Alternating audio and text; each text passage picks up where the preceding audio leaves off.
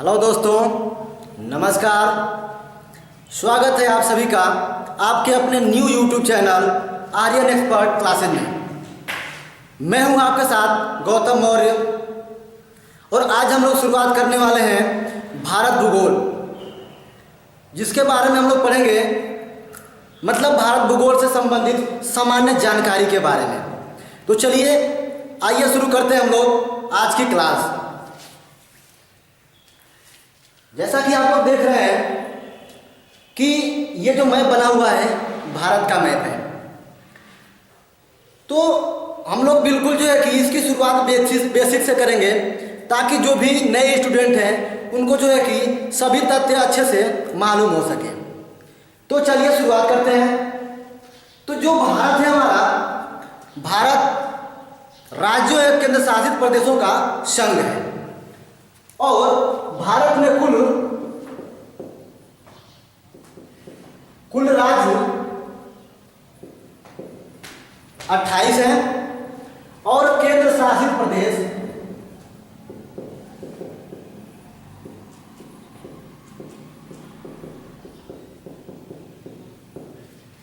कुल 9 केंद्र शासित प्रदेश हैं।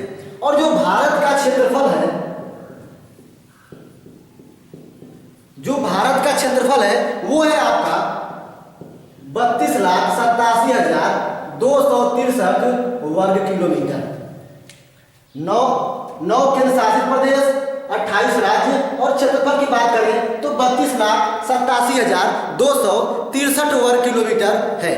ठीक है, अब बात करते हैं इसके अक्षांशीय और देशांतरी विस्तार की, कि भारत का अक्षांशीय और देशांतरी विस्तार कितना है, किन किन अक्षांश और देशांतरों के बीच जो है कि भारत हमारा स्थित है। तो जो भारत का अक्षांशीय विस्तार है,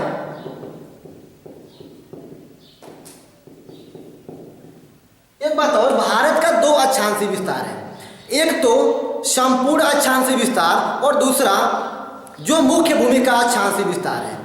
अब ये मुख्य भूमि और संपूर्ण भूमि का क्या मतलब? तो मतलब ये है कि ये जो पूरा मैप आपको दिख रहा है, यहाँ से 2 केंद्र शासित प्रदेश ऐसे हैं जो मुख्य भूमि से अलग हैं। जैसे इधर आप देखेंगे पश्चिम की तरफ, दक्षिण पश्चिम की तरफ, तो इधर आपका लक्षद्वीप पड़ जाता है जो मुख्य भूमि से अलग है। और दक्षिण पूर्व की तरफ जब आप देखेंगे तो आपका अंडमान निकोबार, ये 2 ऐसे केंद्र शासित प्रदेश हैं जो भारत की मुख्य भूमि से अलग हैं। तो इसलिए जो अक्षांशीय विस्तार है ये जो है कि 2 हो जाता है आपका। तो जो मुख्य भूमि का जो है कि अक्षांशीय विस्तार है, मुख्य भूमि का जो अक्षांशीय विस्तार है वो है आपका 8 डिग्री 4 मिनट से 37 डिग्री 6 मिनट तक है। ठीक है, मुख्य भूमि का अक्षांशीय विस्तार 8 डिग्री 4 मिनट से 37 डिग्री 6 मिनट है। अर्थात मुख्य भूमि यानी कि बिल्कुल यहां नीचे से जो भारत का सबसे दक्षिणतम बिंदु है, वहां का जो अक्षांश है वो है आपका 8 डिग्री 4 मिनट। और ये यहां से कहां तक है? तो ऊपर जो भारत का सबसे उत्तरी बिंदु है जिसको हम बोलते हैं इंदिरा कोल, वहां का आपका अक्षांशीय विस्तार है 37 डिग्री 6 मिनट। और ये जो सबसे उत्तरी बिंदु है वो है आपका इंदिरा कोल। ठीक है, और जो सबसे दक्षिणतम बिंदु है जहां से 8 डिग्री 4 मिनट अक्षांश रेखा गुजरती है, काल्पनिक रेखा गुजरती है, वो आपका है कन्याकुमारी, जिसको कैप कैमोरिन भी बोला जाता है। ठीक है, तो जो मुख्य भूमि का अक्षांशीय विस्तार है वो है 8 डिग्री 4 मिनट से 37 डिग्री 6 मिनट। ठीक है, अब संपूर्ण भूमि का अक्षांशीय विस्तार क्या है?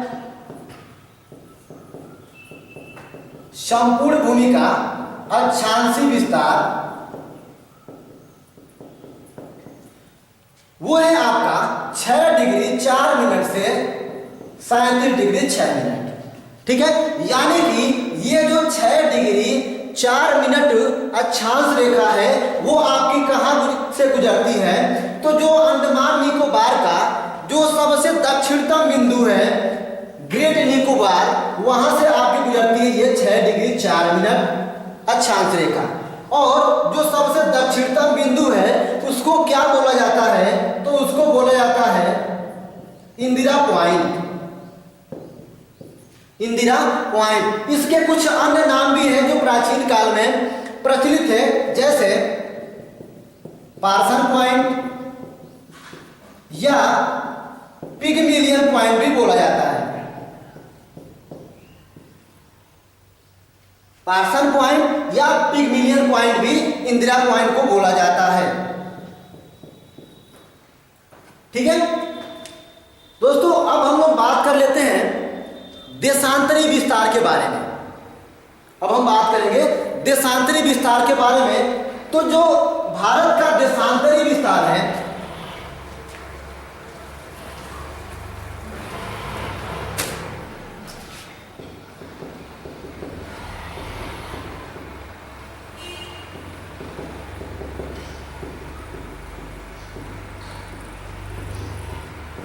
तो जो भारत का देशांतरी विस्तार है वो आपका 68 डिग्री 4 मिनट से 68 डिग्री 7 मिनट से लेकर 97 डिग्री 25 मिनट तक है। यानी कि जो ये 68 डिग्री 7 मिनट देशांतर जो रेखा है वो आपकी कहाँ से गुजरती है, तो गुजरात, ये गुजरात है। गुजरात का जो सबसे दक्षिणतम, यानी कि भारत का दक्षिणतम बोल रहे हैं सॉरी, जो सबसे पश्चिमी बिंदु है, भारत का जो सबसे पश्चिमी बिंदु है जिसको बोला जाता है गौर माता या गौर मोता, या कहीं कहीं गुहार मोती भी देता है। तो जो सबसे दक्षिण सबसे पश्चिमतम जो बिंदु है गौर मोता, वहां से आपकी गुजरती है 68 डिग्री 7 मिनट देशांतर रेखा। 68 डिग्री 7 मिनट देशांतर रेखा। और जो सबसे पूर्वी बिंदु है, जो सबसे पूर्वी बिंदु है आपका किबिथु, जो अरुणाचल प्रदेश में पड़ता है, तो किबिथु से आपकी गुजरती है सबसे पूर्वी देशांतर रेखा, वो है 97 डिग्री 25 मिनट। ठीक है दोस्तों, ये था भारत का देशांतरी विस्तार। अब थोड़ा सा आइए ग्लोब पर भी देख लेते हैं कि भारत की स्थिति ग्लोब पर जो है कि कहां पर है, किस दिशा में है।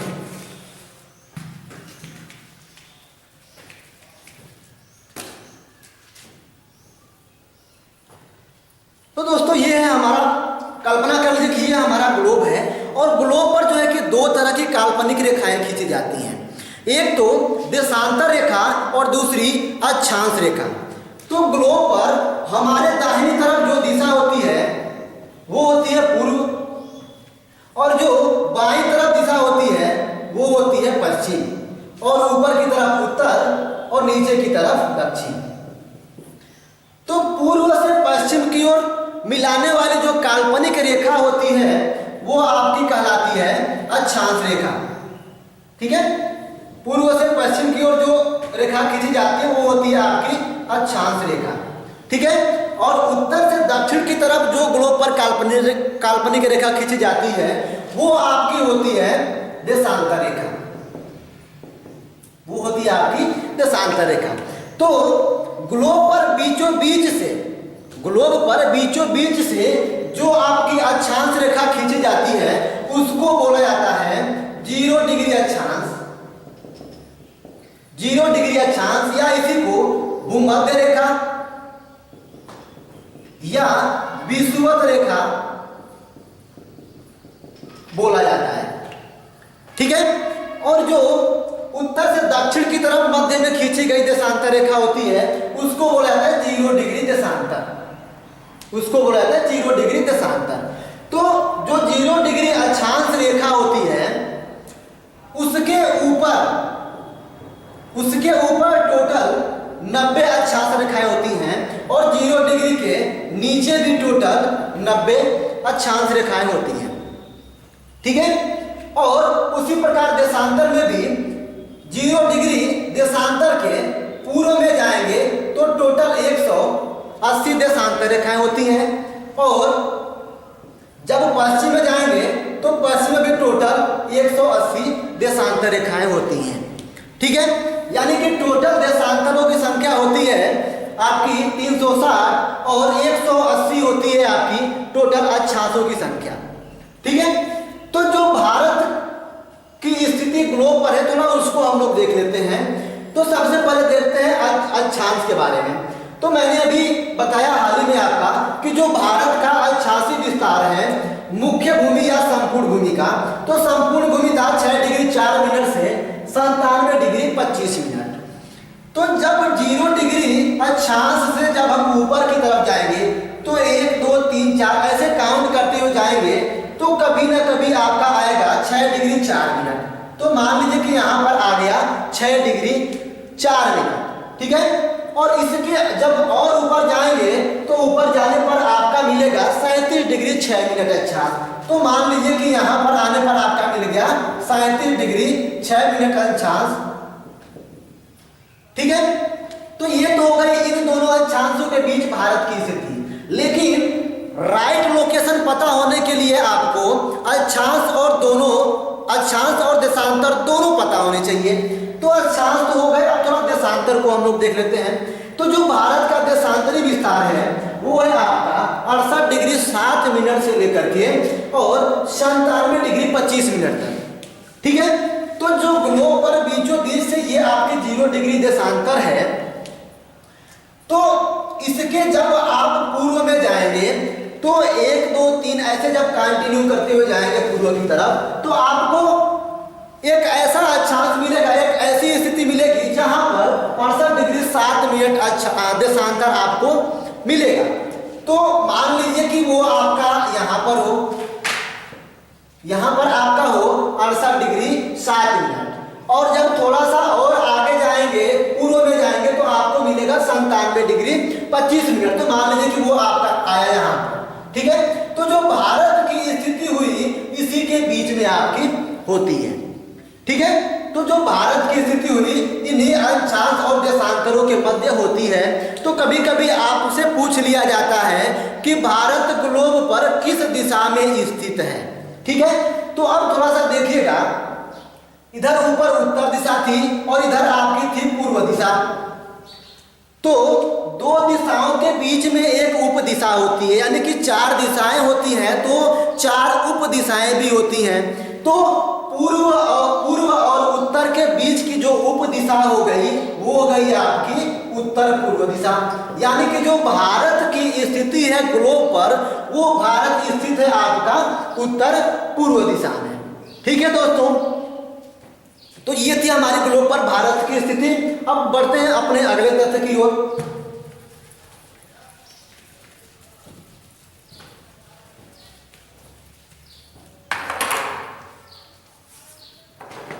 अब थोड़ा सा हम लोग चर्चा कर लेते हैं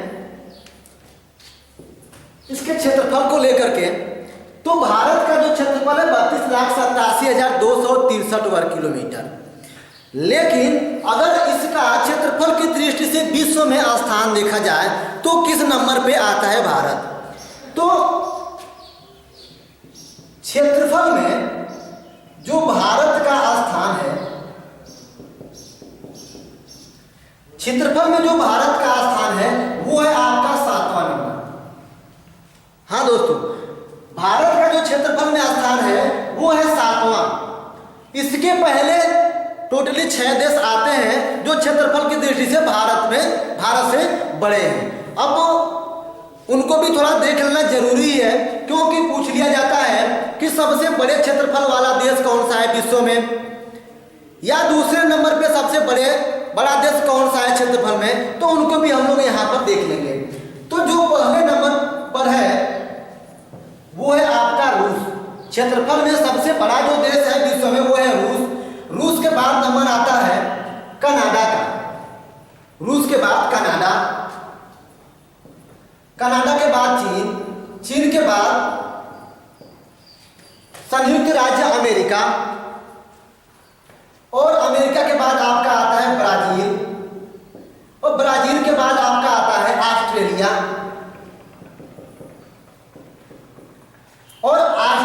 के बाद आपका आता है भारत। ऑस्ट्रेलिया के बाद कौन सा देश आता है? तो भारत। यानी कि देखिए काउंट करिए 1 2 3 4 5 6 और 7। तो भारत की जो स्थिति है क्षेत्रफल की दृष्टि से किस नंबर पे है? 7वें नंबर पे। कभी कभी ये भी आपसे पूछ लिया जाता है कि क्षेत्रफल की दृष्टि से भारत के बाद कौन सा देश जो है कि स्थित है? तो वो आपका हो जाएगा भारत के बाद अर्जेंटीना। भारत के बाद क्षेत्रफल में जो स्थान रखने वाला देश है वो है अर्जेंटीना, जो किस नंबर पे विराजमान है? तो 8वें नंबर पर है। ठीक है दोस्तों, अब देखिएगा जो भारत है उसका क्षेत्रफल में तो स्थान 7वां नंबर का है, लेकिन ये विश्व के संपूर्ण क्षेत्रफल का कितने परसेंट है? ठीक है, तो ये विश्व के संपूर्ण क्षेत्रफल का, विश्व के संपूर्ण क्षेत्रफल का केवल 2.42% ही है। ठीक है दोस्तों, क्षेत्रफल में विश्व के संपूर्ण क्षेत्रफल का जो इसका परसेंटेज है भारत का, वो है केवल 2.42%। ठीक है, अब हम लोग चर्चा करेंगे कि जनसंख्या के बारे में।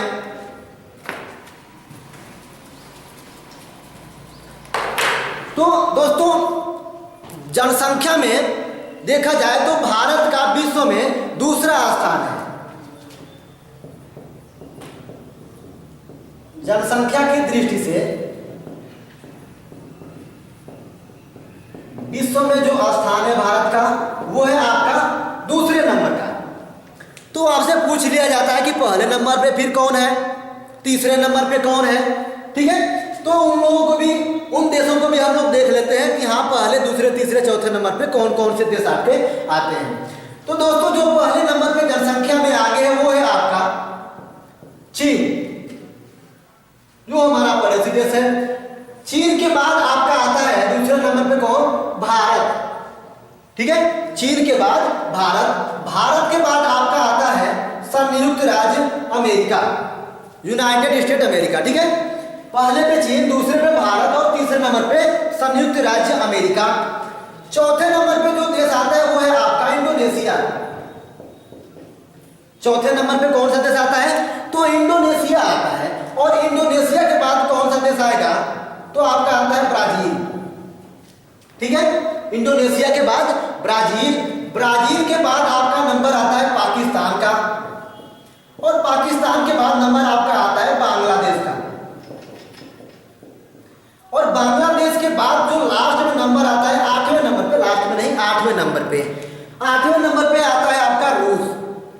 यहाँ पे थोड़ा सा देखिएगा कि क्षेत्रफल में विश्व में सबसे बड़ा जो देश है वो है आपका रूस, लेकिन जनसंख्या में किस नंबर पे आता है? 8वें नंबर पे आता है रूस।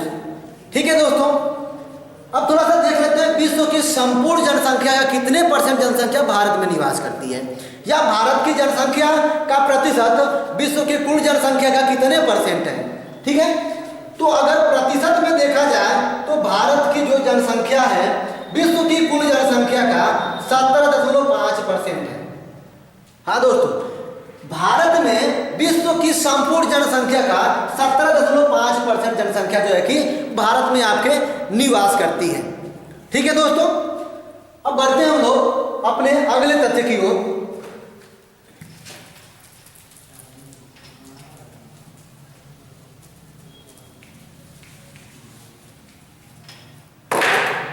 अब थोड़ा सा हम लोग यहाँ पर समझ लेते हैं भारत के स्थलीय सीमा और जलीय सीमाओं के बारे में।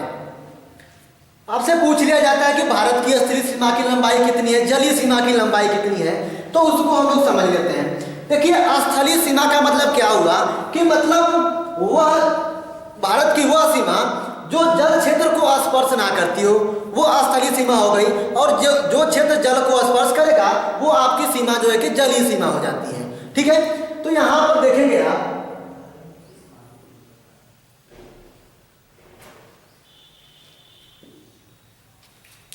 जो भारत की स्थलीय सीमा की शुरुआत होती है, अगर देखा जाए तो गुजरात से आप चलेंगे, ऐसे चलते हुए घूम करके जब आएंगे ये पूरा पूर्वोत्तर के राज्यों को घूमते हुए ऐसे, तो बांग्लादेश होते पश्चिम बंगाल तक।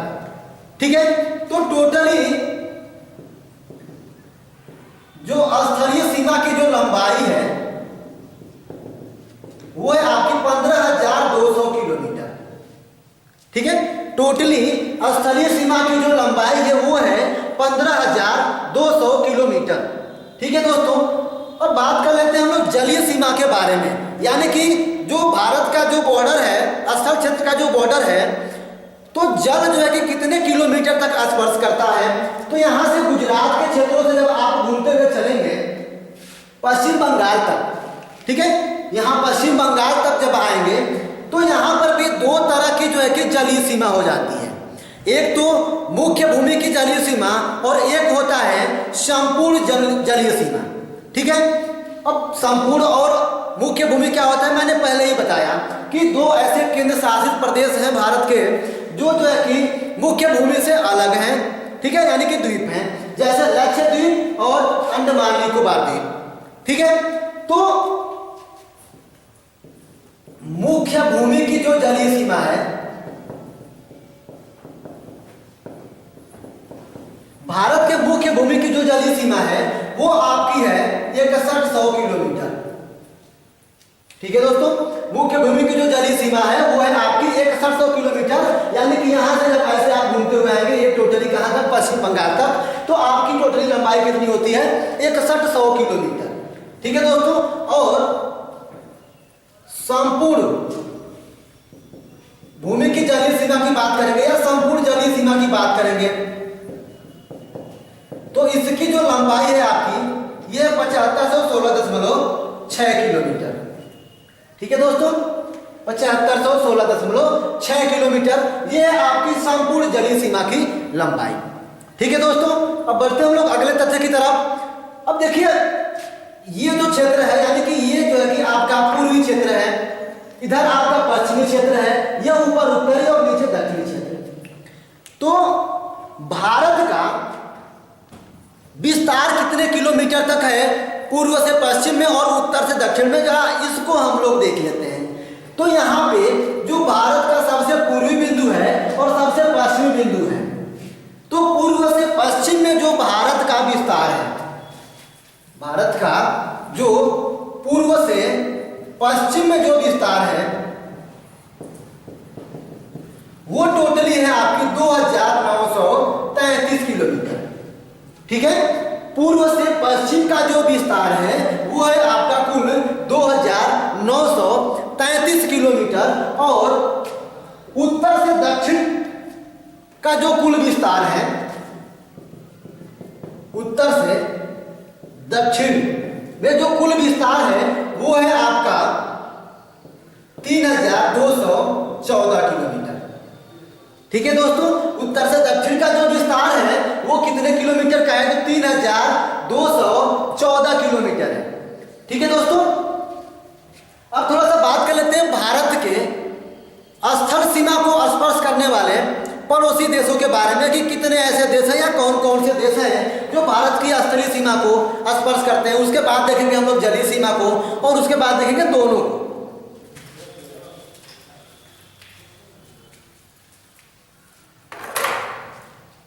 तो देखिए स्थल सीमा को, भारत के स्थल सीमा को स्पर्श करने वाले जो देश हैं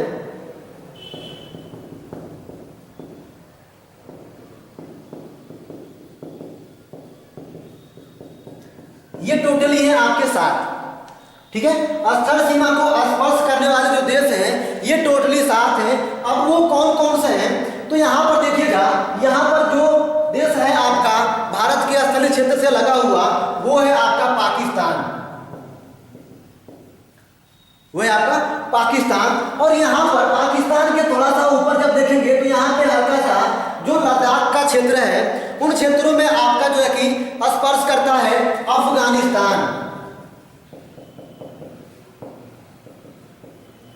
ठीक है, पाकिस्तान अफगानिस्तान दो हुए। उसके बाद यहाँ से लेकर पूरा लद्दाख से लेकर के अरुणाचल प्रदेश तक जिस देश का विस्तार है वो है आपका चीन। ठीक है, और यहाँ पर एक और देश आपका यहाँ पर ये मिल जाता है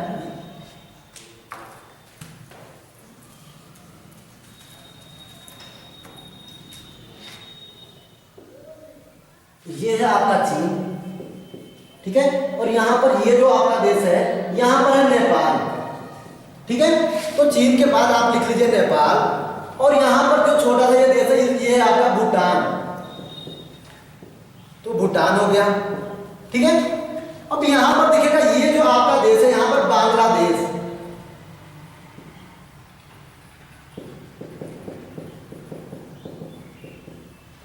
बांग्लादेश, भूटान के बाद लिख लीजिए आप बांग्लादेश,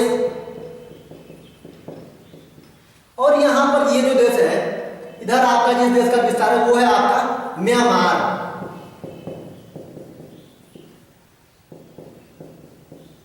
ठीक है। तो टोटली कितने ऐसे देश हुए जो भारत की स्थलीय सीमा को स्पर्श करते हैं, तो 3 और 4 7 टोटली आपके हैं 7 ऐसे देश जो भारत की स्थलीय सीमा को स्पर्श करते हैं, ठीक है।